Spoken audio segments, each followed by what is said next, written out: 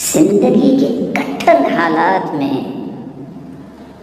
اگر 3 کلمات آپ کو نہ بھولیں تو تمہارا رب تمہیں نہیں بھولے گا۔ حسبی اللہ و نعم الوکیل، حسبی اللہ و نعم الوکیل،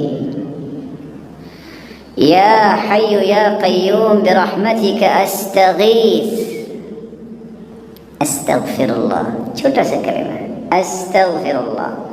من لازم الاستغفار جعل اللہ له من كل هم فرجا ومن كل ضيق مخرجا ورزقه من حيث لا يحتسب۔